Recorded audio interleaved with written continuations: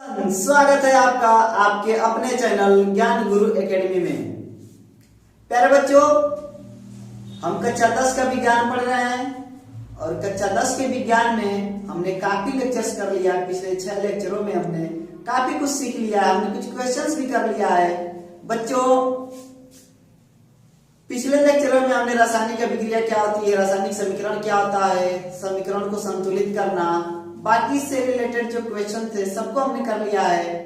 और हमने जो पार्ट 5 में पढ़ा था उसमें हमने पढ़ा था अभिक्रियाओं के प्रकार।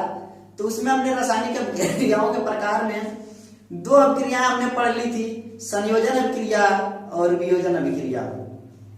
प्यारे बच्चों, यहाँ पे हमको कक्षा 10वीं के सिलेबस में जो अभिक्रियाओं को पढ़ना है वो 5 प्रकार की अभिक्रियाओं को पढ़ना है। 2 अभिक्रियाएं हमने पढ़ ली है।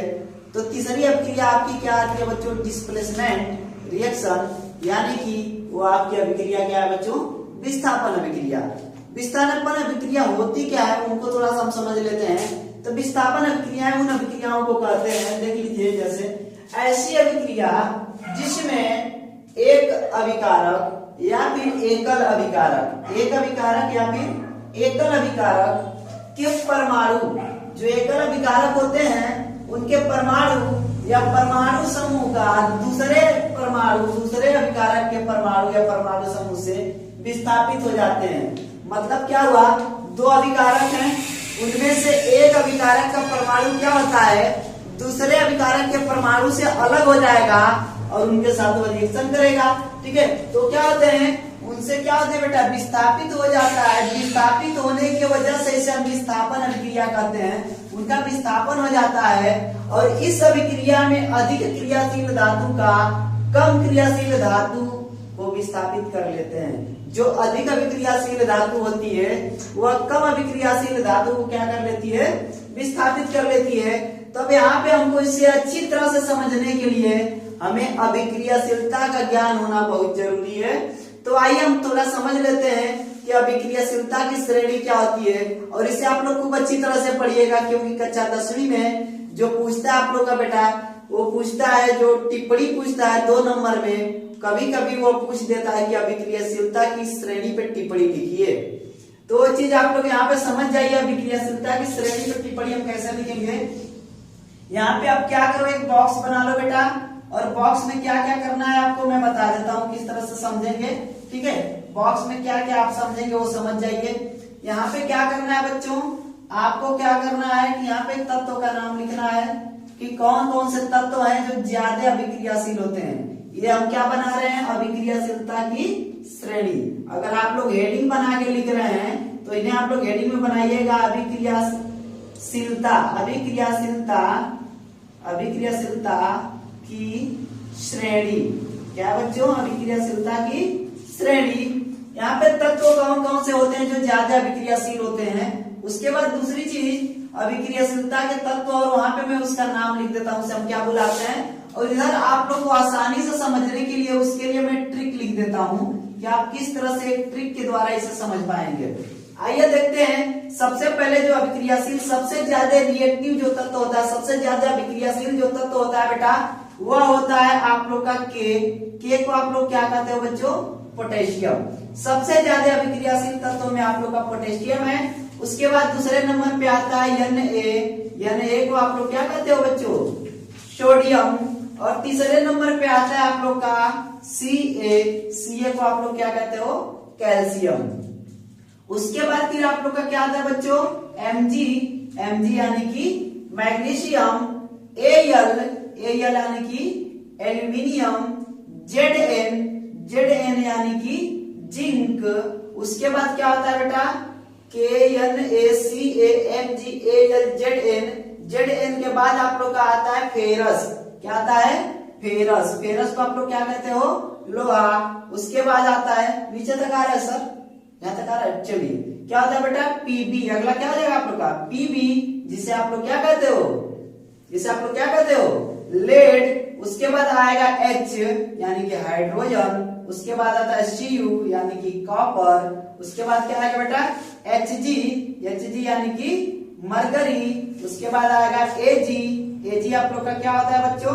Ag आप लोग का होता है सिल्वर। उसके बाद आ जाता है आप लोग का Au यानी कि अब यहाँ पे आप लोग ने पूरा का पूरा क्या कर लिया है, लिख लिया है। यहाँ पे देखते हैं जो के है, ठीक है, यहाँ पे के को आप पोटेशियम कहते हो, यहाँ पे आप लोग लिख सकते हो। यहाँ पे इसकी मैं ट्रिक आप लोग को बता देता हूँ। ट्रिक क्या होती है, के से आप लोग एक चीज तो लिख ही सकते हो बेटा ना, का, याद हो जाएगा, यन ए यानी कि ना। इसे अगर पूरा मिला के आप पढ़ो तो क्या बोल सकते हो, काना। सी ए को आप लोग क्या कह सकते हो, कार। क्या हो सकता है बच्चों, कार। एमजी यानी कि मांगे, काना कार मांगे। एयल को आप लोग कह सकते हो बच्चों अल्टो। क्या कह सकते हो, अल्टो। जेड यानी कि जैन, ठीक है। FE यानी कि फरारी। क्या कह सकते हैं आप लोग, फरारी।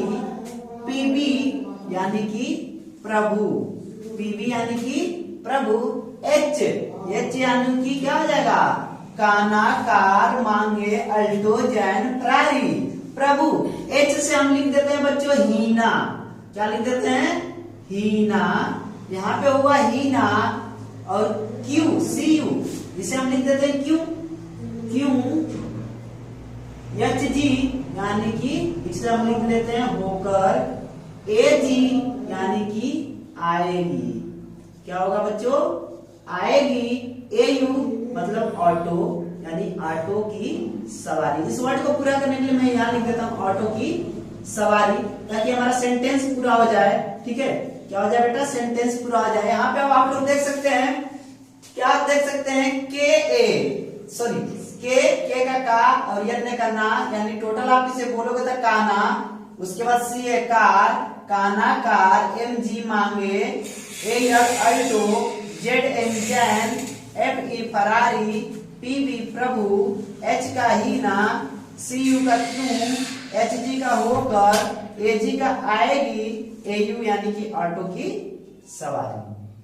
आप लोग इस तरह से अगर एक बार बोले, काना कार मांगे अल्टो जैन फरारी प्रभु हीना क्यों होकर आएगी ऑटो की सवारी। यहाँ पे आप लोग की जो अभिक्रियाशीलता की श्रेणी है यह पूरी तरह से कंप्लीट हो जाती है, और यह मोर देन सफिशिएंट है आपके क्लास 10th के जो सिलेबस है उसके लिए। आप लोग का यहाँ पे दो तरह के क्वेश्चन पूछ सकता है। पहला क्वेश्चन तो सीधे सीधे टिप्पणी बन के आ सकता है आप लोग का। टिप्पणी में क्या पूछ सकता है कि अभिक्रियाशीलता की श्रेणी पर टिप्पणी लिखिए।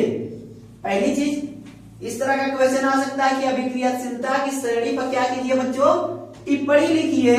और दूसरी चीज पूछ सकता है कि कोई एग्जाम्पल दे देगा, उससे पूछेगा कि आप क्या कीजिए, इसकी अभिक्रिया लिखिए, किस प्रकार की अभिक्रिया है। आइए अब हम कुछ एग्जाम्पल समझते हैं और अच्छी तरह से समझते हैं कि जो हम इंडेक्स बनाए हैं इसे और किस तरह से प्रूव कर सकते हैं। आइए एक एग्जाम्पल ले लेते हैं बच्चों। ठीक है, जैसा कि आपको पता है कि हम एक एग्जाम्पल ले रहे हैं, कोई भी एग्जाम्पल। जैसे आपके पास है CuSO4 प्लस Zn। क्या है बच्चों, CuSO4 प्लस Zn। अब यहाँ पे आप लोग देख पा रहे हो CuSO4 क्या है, कॉपर का सल्फेट है, और Zn आपका क्या है बच्चों, जिंक है। ठीक है, ये क्या है, जिंक है। अभी आप लोग एक चीज पढ़े हो, मान लीजिए कि इनका रिएक्शन आप करवा रहे हो, तो जब आप रिएक्शन करवाओगे तो आपने क्या पढ़ा है, ध्यान से अब देखिए। ऐसी अभिक्रिया जिसमें एकल अभिकारक के परमाणु क्या होते हैं, या परमाणु समूह का दूसरा अभिकारक के परमाणु या परमाणु समूह से विस्थापन हो जाता है। ठीक है, एकल अभिक्रिया का परमाणु या परमाणु समूह दूसरे अभिक्रिया के परमाणु या परमाणु समूह के जो दूसरे अभिकारक होते हैं उनसे क्या हो जाते हैं, विस्थापन हो जाते हैं। विस्थापन कैसे होता है बेटा, ये जो इसका पीछे का पार्ट है SO4, यहाँ पे Cu और Zn, जो ज्यादा अभिक्रियाशील इनमें होगा उन्हीं के साथ हो जाएगा। जैसा कि आप लोग देखते हैं, जैसे मान लीजिए कि गाँव में या फिर कहीं पे भी शादी विवाह के लड़का उड़का देखते हैं ना, तो उसमें होता क्या है कि मान लीजिए कि दो लड़के को प्रेफरेंस कर रहे हैं आपके घर वाले। पहली चीज देखा जाएगा कि भाई इसके पास जो है, अब दिमाग लगाओ आप, एक लड़का जो है जो उसका वार्षिक टर्नओवर है वो है उसका कितने का, 5 करोड़ रुपए का। कितने का बच्चों, 5 करोड़ का।